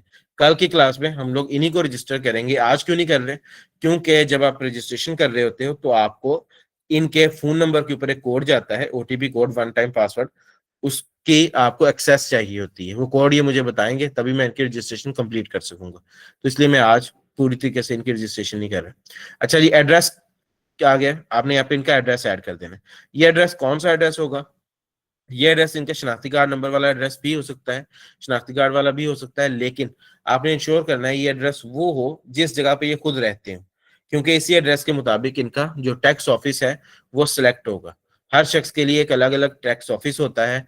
जैसे कि कोई शख्स लाहौर में रह रहा है तो उसके लिए लाहौर का टैक्स ऑफिस होगा, कोई शख्स इस्लामाबाद में रह रहा है तो उसके लिए इस्लामाबाद का टैक्स ऑफिस होगा, कराची वालों के लिए कराची वालों का टैक्स ऑफिस होगा। तो अगर आपका क्लाइंट ऐसा है जो रहने वाला कहीं और का था और अब मुस्तकबिल में वो किसी और जगह पर रिहाइश पजीर है, तो आपने उनका जो मौजूदा एड्रेस होगा उसी के मुताबिक उनकी रजिस्ट्रेशन करनी है, ताकि अगर उन्हें कभी किसी मकसद के लिए, किसी काम के लिए टैक्स के दफ्तर जाना पड़े तो उनका टैक्स का दफ्तर वही सिलेक्टेड हो, उनके साथ वही टैक्स का दफ्तर एसोसिएटेड हो जहां वो रह रहे हैं। ऐसा ना हो कि आप शनाख्ती कार्ड के एड्रेस के मुताबिक उनका वो वाला एड्रेस डाल दें जो उनका पैदाइशी एड्रेस था, लेकिन वहां से वो बहुत दूर आ चुके हैं, तो फिर उनका क्या होगा, टैक्स ऑफिस तो वो वाला सिलेक्ट हो जाएगा, लेकिन वो अब क्योंकि इस वक्त वहां पर मौजूद नहीं है, तो इससे क्या होगा, इससे नुकसान होगा। अब वो तो वहां पर नहीं जा सकते ना। तो ये चीज भी आपने इंश्योर कर लेनी। अब यहाँ पे एड्रेस टाइप में सबसे पहले आपने बता देना कि आप रेजिडेंशियल एड्रेस ऐड करें या बिजनेस, तो आपने यहाँ पे रेजिडेंशियल कर देना है। अब यहाँ पे आपने बताना है उनके हाउस का नंबर या फ्लैट का नंबर या किसी भी ब्लॉक वगैरह का नंबर। ठीक है, जरूरी नहीं है कि आपका जो एड्रेस है वो इसी फॉर्मेट में हो जैसे यहाँ पे इन्होंने लिखा हुआ है। किसी का एड्रेस ऐसे भी लिखा होता है जैसे पोस्ट ऑफिस दिस, या ऐसे लिखा होता है जी डाक खाना खास। तो आपने क्या करना है, आपने बस इन ब्लॉक्स के अंदर, इन फील्ड्स के अंदर डाटा को पूरा करना है, चाहे वो डाटा किसी भी नोयत का हो। मिसाल के तौर पर मैं आपको थोड़ा सा चेंज डाटा लिख के दिखाता हूँ।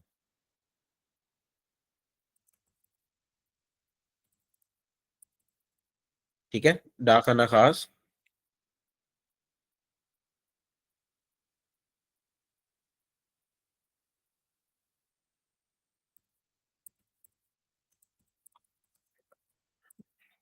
आबादी नूरपुरा। अब आप देख सकते हैं ना, तो ये डाखाना खास कोई हाउस है, ना ही आबादी नूरपुरा कोई स्ट्रीट है, क्योंकि जब आपका एड्रेस एक दफा एंटर हो जाएगा और लिखा जाएगा तो वो एक ही सीक्वेंस में लिखा जाएगा, वहां पर कहीं पे भी स्ट्रीट नंबर ये ऐसा नहीं लिखा आएगा। ये सिर्फ अभी इनपुट के टाइम पे इस तरीके से आपसे मांगा जा रहा है। ठीक है, तो आपने इस चीज से परेशान नहीं होना कि जो मेरे क्लाइंट है उनका ना तो हाउस नंबर है ना स्ट्रीट नंबर है, नहीं। आपने क्या करना है, आपने अलग अलग फील्ड्स में डाटा लिखते जाना है और उसको पूरा कर देना है। ठीक है, जैसे ये है, तो मियाँ खान रोड। ठीक है, अब ये इस तरीके से हमने इसको ऐड कर दिया। लास्ट पे आपने सिर्फ और सिर्फ सिटी सेलेक्ट कर देनी है, ठीक है। सिटी इनकी जो भी है वो आपने सर्च कर लेनी है यहाँ से। मिसाल के तौर पे मैं यहाँ पे लिख देता हूँ जी पाक। अभी इनकी सिटी आ गई। उसके बाद आपने नेक्स्ट कर देना है। अब नेक्स्ट के बाद आपने यहाँ पर एक इनका ईमेल एड्रेस लगा देना है, ठीक है। ये ईमेल एड्रेस इनके फोन में चल रहा होना चाहिए। और यहाँ पर आपने एक फोन नंबर लगा देना है। मिसाल के तौर पे कोई भी मैं ईमेल एड्रेस सेलेक्ट करता हूँ। अब यहाँ पे आपने फोन नंबर की जो भी ये सिम इस्तेमाल करें वो सिलेक्ट कर लेनी है, ठीक है। फॉर एग्जाम्पल मोबलिंक, यहाँ पे इनका वो फोन नंबर आ जाएगा, ठीक है।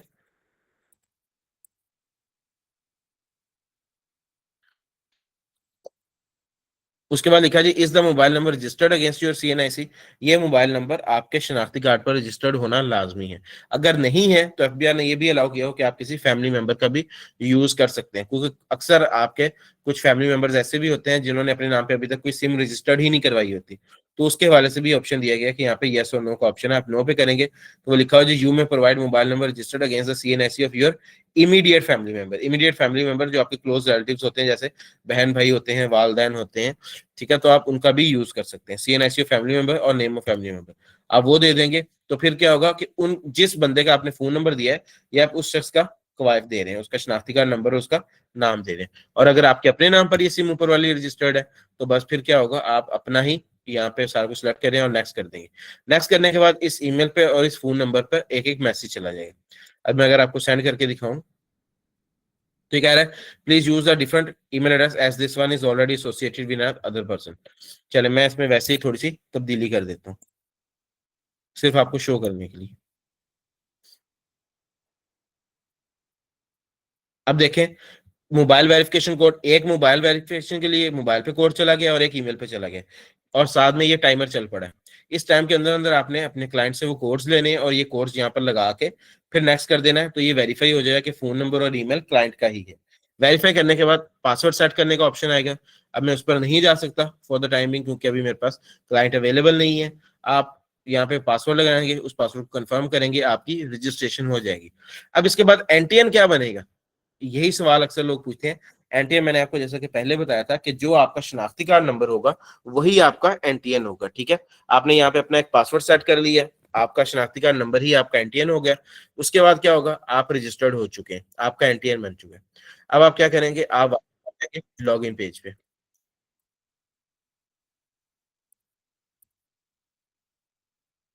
ये आपका लॉगिन पेज आ गया जी। लॉगिन पेज पे आके आके आप वही अपना शिनाख्ती कार्ड नंबर प्रोवाइड करोगे, आप अपना पासवर्ड प्रोवाइड करोगे, और ऐसे इस तरीके से, ठीक है। क्योंकि आप शनाख्ती कार्ड नंबर के जरिए रजिस्ट्रेशन देख के आए हो तो इसलिए मैं कोई भी शनाख्ती कार्ड नंबर लिख के आपको लॉगिन करके दिखा रहा हूँ। कुछ पासवर्ड जो है वो चेंज हो चुके होते हैं तो इस तरीके से वो नहीं लग रहे होते। अब देखें ये लॉगिन हो गया, ठीक है। अब यहाँ पे ऊपर टैक्स पेयर का नाम आ गया, ठीक है। इसका सिर्फ जो लॉगिन आईडी थी वो क्या था, इनका सीएनआईसी ही था, और इनका पासवर्ड हमने लगाया और ये इनका पोर्टल ओपन हो गया।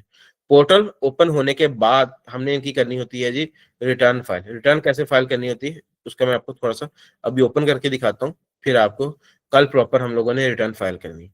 इसके बाद सिंपली आपने क्या करना है जी, इसके बाद आपने सिंपली यहाँ से चले जाना है डिक्लेरेशन पे, ठीक है। डिक्लेरेशन इस पे क्लिक करना है।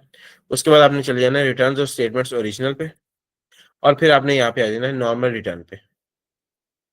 किसी भी चीज को आपने देखते हुए ये नहीं परेशान होना कि ओ ये सर ने पता नहीं स्पीड से कैसे किया। रिकॉर्डिंग आपके पास आएगी, आप उसको दोबारा से देख सकते हैं, ठीक है। मैं जब भी कुछ काम कर रहा होता हूँ तो साथ ही साथ क्योंकि वो रिकॉर्ड हो रहा है तो आपके पास महफूज हो रहा है, आप उसे किसी भी टाइम दोबारा देख सकते हैं, स्लो करके भी देख सकते हैं, रोक रोक के भी देख सकते हैं। ऐसे आप नॉर्मल टर्म पे क्लिक करेंगे, साल प्रोवाइड करेंगे। मिसाल के तौर पे अभी 2025 चल रहा है, आप 2025 यहाँ पे लिखेंगे, ठीक है। अगर यहाँ पे कुछ भी नहीं लिखा हो ना, आप यहाँ पे खुद टाइप करेंगे 2025, तो नीचे ये टैक्स ईयर आ जाएगा, 1 जुलाई 2024 से 30 जून 2025 ये टैक्स ईयर है। अगर मैं यहाँ पे ऊपर ही 2024 कर दूंगा ना तो ये देखिए नीचे क्या हो गया, 1 जुलाई 2023 से 30 जून 2024, तो इससे चेंज हो रहा है। मैं यहाँ पे 2025 करूंगा, फिर मैं ये नीचे वाला टैक्स पीरियड सेलेक्ट करूंगा, ठीक है। इनकम टैक्स का जो गोशवारा होता है बेसिक सालाना होता है, 1 साल का होता है। इसे मैं कंटिन्यू कर दूंगा। अभी थोड़ी सी लोडिंग हो रही है, देन अभी गोशवारा ओपन हो जाएगा।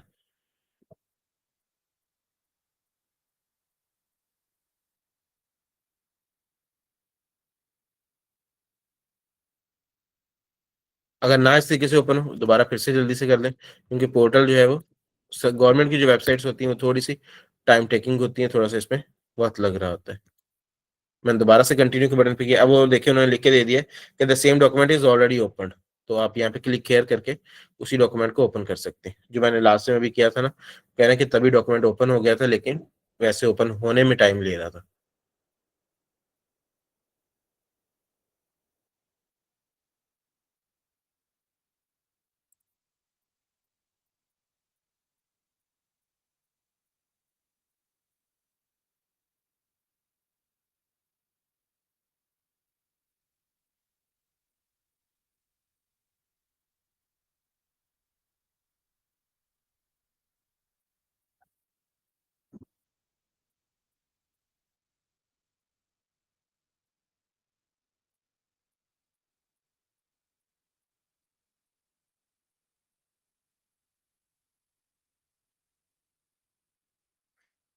मैं आपके सारे सवालों का जवाब देता हूँ जी, बस इस चीज को वाइंड अप करते हैं। अच्छा जी, इस तरीके से आपके सामने रिटर्न ओपन होने से पहले ये कुछ सवालात पूछे जाएंगे, आपने इसको सिंपली इग्नोर कर देना है। उर्दू में समझ आएगा तो ठीक है, नहीं तो इंग्लिश में यहाँ पे ईएन पे कन्वर्ट कर देंगे तो ये अंग्रेजी जुबान में हो जाएगा।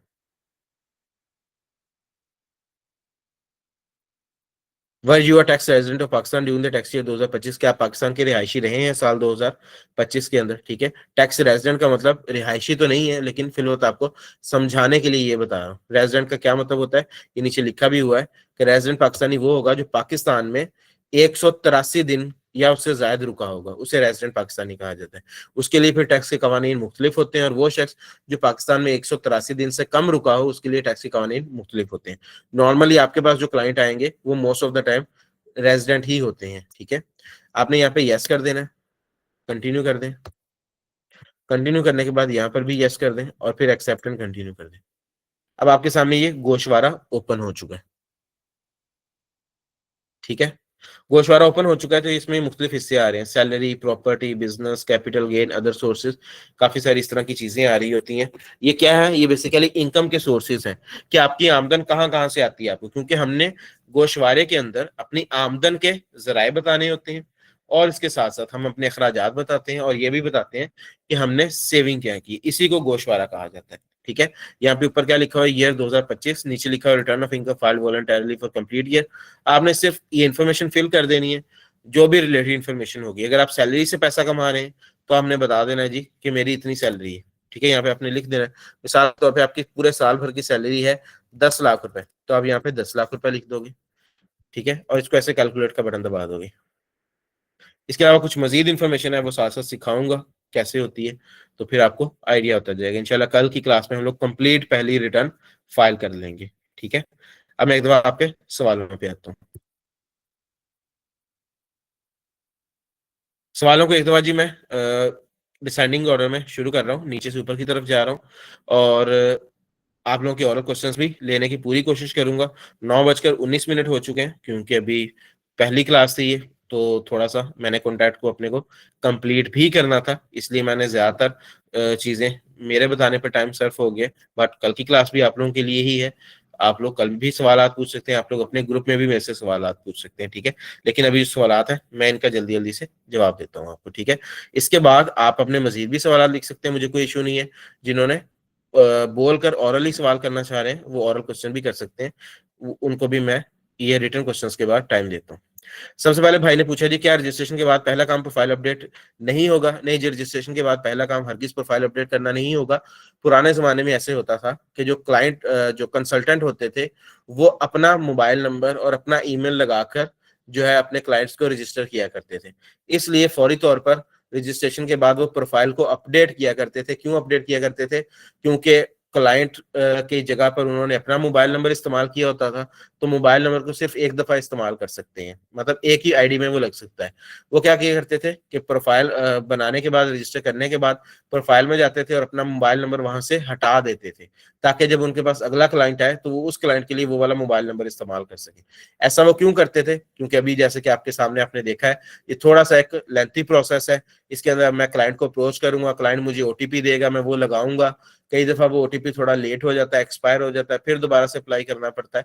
तो सिर्फ इससे बचने के लिए कंसल्टेंट्स अपना मोबाइल नंबर इस्तेमाल किया करते थे, लेकिन एफबीआई ने अब ये प्रोसेस थोड़ा किया है, इसको अलाउ नहीं किया जाता कि क्लाइंट अपना मोबाइल नंबर इस्तेमाल करे। सर अगर किसी का एंट्री ना हो, भी रिटर्न फाइल ना की हो और कभी लॉगिन भी ना किया हो, तो वो किस तरह उसको लॉगिन कर सकता है? तो यही होगा कि उनका जो पासवर्ड है वो उन्हें भूल चुका होगा, तो उन्हें अपना रीसेट करना होगा। कोई मुश्किल काम नहीं है। इन डिटेल में आप लोग को कल की क्लास में सिखा दूंगा पासवर्ड कैसे रीसेट करते हैं, ठीक है। और अभी के लिए थोड़ा सा दिखा देता हूँ। सबसे पहले आपने आईरेस पर चले जाना है, ठीक। आईरेस पर ऐसे लॉगिन से पहले जो मेन आपका, आपने वहीं पे आ जाना है। एक सेकंड, ये यहाँ पे, ठीक है। यहाँ पे जी फॉरगॉट पासवर्ड और एक लिखा हुआ है अकाउंट रिकवरी। ये दोनों ऑप्शंस को यूज करते हुए आप अपने जो अकाउंट है उसे दोबारा से लॉग इन कर सकते हैं। तरीकाकार दोनों का कल आपको दिखा दूंगा। बस 1 मिनट का काम है, तो मुश्किल नहीं है। बट आज नहीं, आज मुझे जरा सवालों पे जाने दें। कंपनी रजिस्ट्रेशन से पहले एफबीआर में रिटर्न फाइल या रजिस्ट्रेशन होना लाजमी है। कंपनी जब आप रजिस्टर करेंगे डियर तलहा साहब, तो आपकी ऑटोमेटिकली एफबीआर में रजिस्ट्रेशन हो जाती है।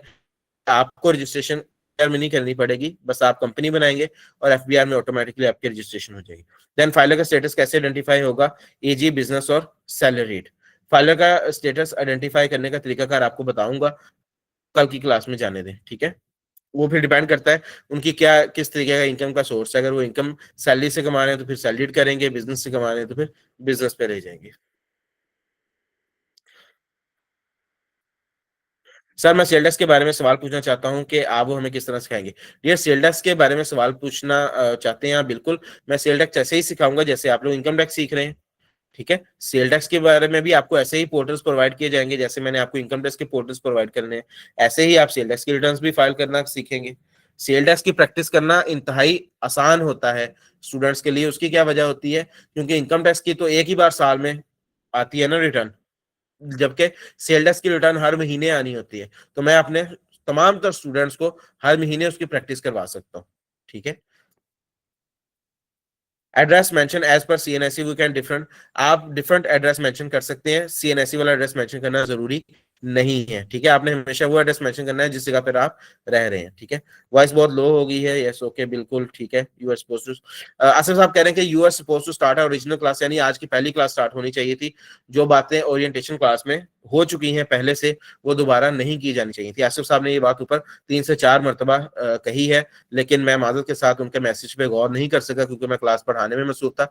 आसिफ साहब मैं आपसे बहुत बहुत माफी मांगता हूँ, मुझसे गलती हो गई। लेकिन उसकी वजह ये थी कि मैंने क्लास के स्टार्ट में पूछा था कि कितने ऐसे स्टूडेंट्स हैं जो ये क्लास फर्स्ट टाइम ले रहे हैं, क्योंकि एक प्लेंटी ऑफ स्टूडेंट्स मौजूद थे जो कि फर्स्ट टाइम क्लास ले रहे थे। तो लाजमी तौर पर मुझे इस ऑप्शन पर जाना मेरे लिए मकसूद था। आपका तो सिर्फ थोड़ा सा वो आपको बोरियत महसूस हुई होगी क्योंकि आपको वो चीजें दोबारा से सुननी पड़ी होंगी, लेकिन वो लोग जो पहली दफा क्लास ले रहे हैं उनके लिए ये चीज बहुत ही ज्यादा हेल्पफुल साबित हुई होगी, क्योंकि उन्हें इस चीज की जरूरत थी। यही वजह है कि आपने last time orientation class attend की, अदरवाइज ये चीजें इतनी अहमियत की काबिल ना होती तो शायद हमें ओरिएंटेशन क्लास की जरूरत ही ना होती। इसीलिए मैंने उन चीजों को दोबारा से एक्सप्लेन करने की जरूरत समझी है, लेकिन माजरत कि उसमें टाइम थोड़ा सा ज्यादा लग गया। एनटीएन और सेल टैक्स नंबर किस तरह बनते हैं? एनटीएन मैंने अभी आपको सिखा दी है। सेल टैक्स का प्रॉपर एक तरीकाकार है जी, उसके ऊपर तकरीबन 2 लेक्चर लगते हैं। जब आप सेल टैक्स में पहुंचेंगे तो आपको सेल टैक्स की रजिस्ट्रेशन पूरी सिखा दूंगा। अभी के लिए आपको इतना बता देता हूँ कि सेल टैक्स रजिस्ट्रेशन के लिए पहले आपका एनटीएन होना लाजमी है, पहले आपका बिजनेस होना लाजमी है, आपके बिजनेस का बैंक अकाउंट होना लाजमी है, फिर आप सेल टैक्स में रजिस्टर हो सकते हैं। समझ नहीं आ रही, समझ नहीं रही, वॉइस सही कर लें। माजर जी, वॉइस में मुझे नहीं पता क्यों इतना ज्यादा इशू आ गया, इंटरनेट के शायद किसी एरर की वजह से।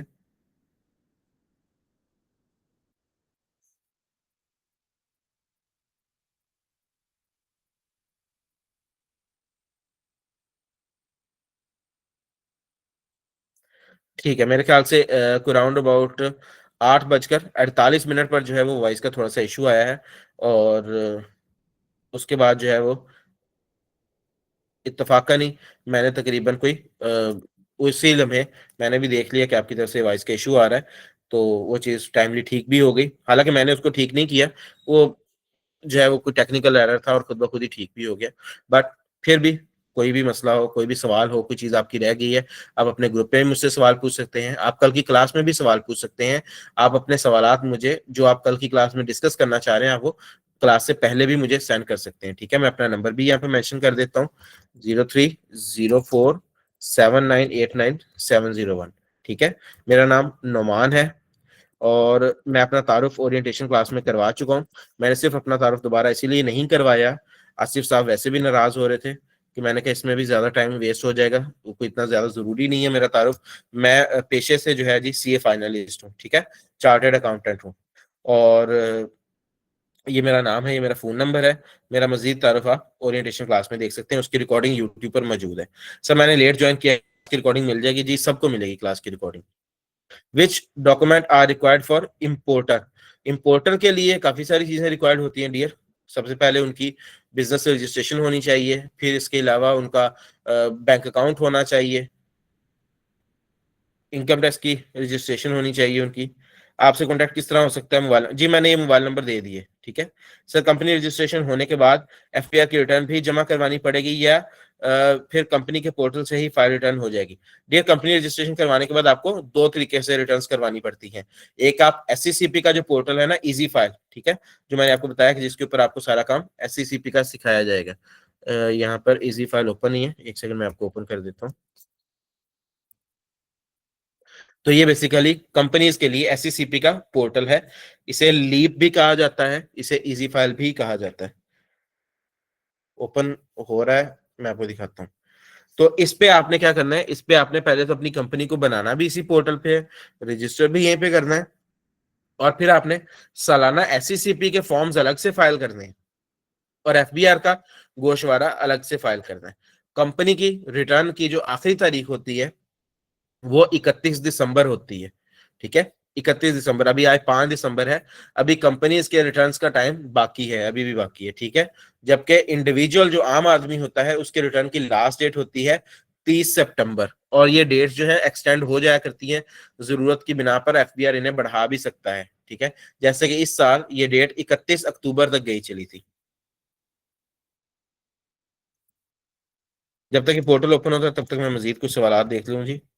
पार्टनरशिप फर्म की रजिस्ट्रेशन कैसे होगी? इसी कोर्स का हिस्सा है जी, पार्टनरशिप फर्म की रजिस्ट्रेशन भी आपको सिखाई जाएगी। रजिस्ट्रार और फर्म से रजिस्टर होती है पार्टनरशिप फर्म, और उसके लिए पोर्टल होता है ईज ऑफ डूइंग बिजनेस, ठीक है। आप सर्च कर सकते हैं गूगल से, ease of doing business. Basically ये एक प्रोविंशियल सॉर्ट ऑफ बिजनेस है जिसके लिए अलग अलग सूबाई पोर्टल्स बनाए गए हैं, ठीक है। आप ऐसे सर्च करेंगे ease of doing business Punjab, तो ये पंजाब का आ जाएगा, ठीक है।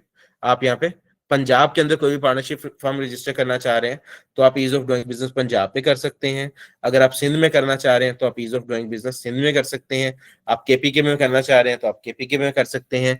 आप बलोचिस्तान में करना चाह रहे हैं तो आप बलोचिस्तान में कर सकते हैं। लेकिन आपकी जो पार्टनरशिप फर्म होती है उसकी रजिस्ट्रेशन सूबाई होती है, ठीक है, प्रोविंशियल लेवल पे होती है, फेडरल लेवल पर नहीं होती।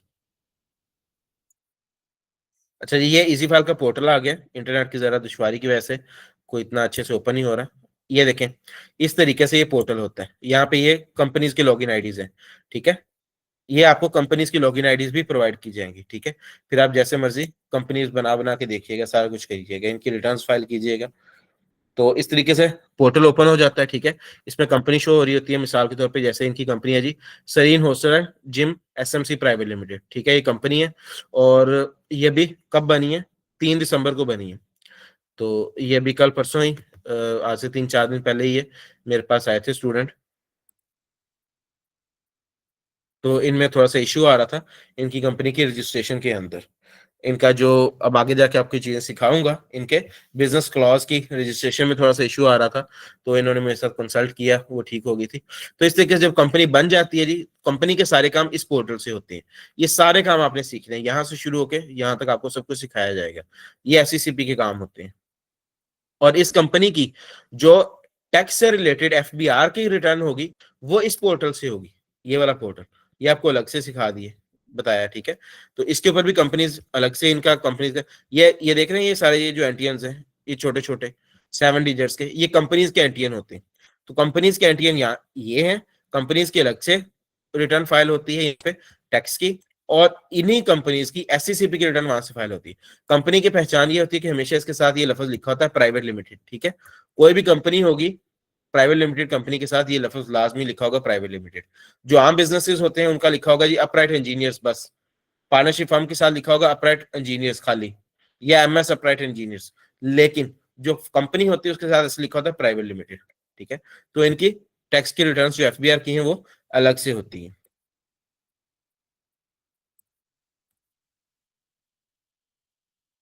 I mean for NTN, NTN जब आप पार्टनरशिप फर्म बनाएंगे तो दो तरीके से होती है, एक रजिस्टर्ड पार्टनरशिप फर्म होती है, एक अनरजिस्टर्ड होती है। तो जो अनरजिस्टर्ड पार्टनरशिप फर्म होती है उसे सिर्फ आप एफबीआई पे भी बना सकते हैं, आईआरएस के पोर्टल पे। रजिस्टर्ड के लिए आपको जाना पड़ता है रजिस्ट्रार ऑफ फर्म्स के पोर्टल पे, ठीक है। उसका एनटीएन फिर कैसे बनता है वो कंप्लीट प्रोसेस है, आपको गाइड कर दूंगा। सर डिफरेंट प्रोविंसेस की रिटर्न फाइल करना भी इंक्लूड है इस कोर्स में। जी बिल्कुल, पीआरए, आपकी एसआरबी, ठीक है, आपकी केपीआरए, आपकी बीआरए की तमाम तरह रिटर्न्स फाइल करना इस कोर्स में शामिल है। ये यहाँ पे आपके पास जो कोर्स की फाइल है इसमें लिख,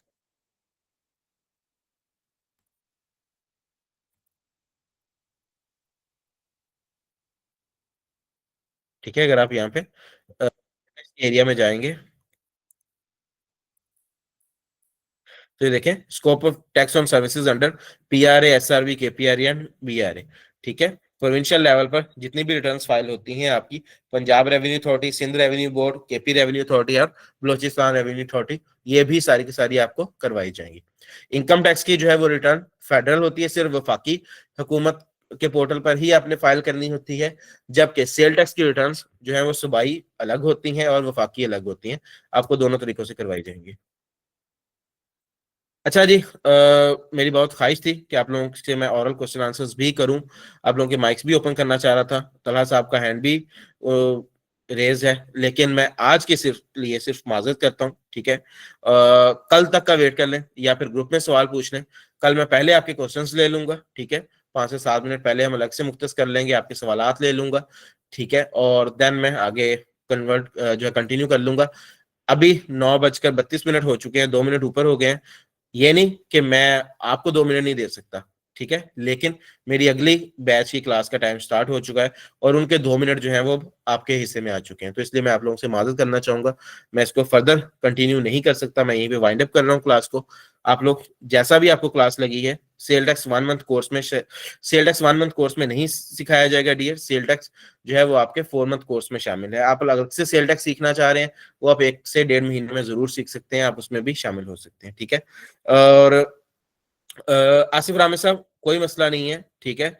और लेकिन काइंडली आपने मुझे कभी भी डिक्टेट नहीं करना, आपको इजी लगेगा फ्लो के साथ चलना। मैं क्योंकि ये क्लासेस काफी देर से कंडक्ट कर रहा हूँ, ठीक है, तो मेरा इस चीज में एक थोड़ा सा बेटर एक्सपीरियंस है, बिकॉज मैं पढ़ा रहा हूँ। आप पहली दफा मुझसे पढ़ने आए, मैं ये क्लास शायद 48th बैच है, 48वां बैच पढ़ा रहा हूँ। तो आप बिल्कुल ईजी रहें, तमाम तर चीजें एक बेटर वे में कवर की जाएंगी, ठीक है, आप बेफिक्र रहें। और बाकी आप सब लोगों का जैसा भी एक्सपीरियंस रहा हो, काइंडली जो भी आपका फीडबैक हो अपने ग्रुप में शेयर कीजिएगा। कल के लिए जो है आप लोगों को इंतजार करना पड़ेगा। बहुत शुक्रिया आप लोगों की कीमती वक्त टाइम का। तब तक के लिए अल्लाह हाफिज।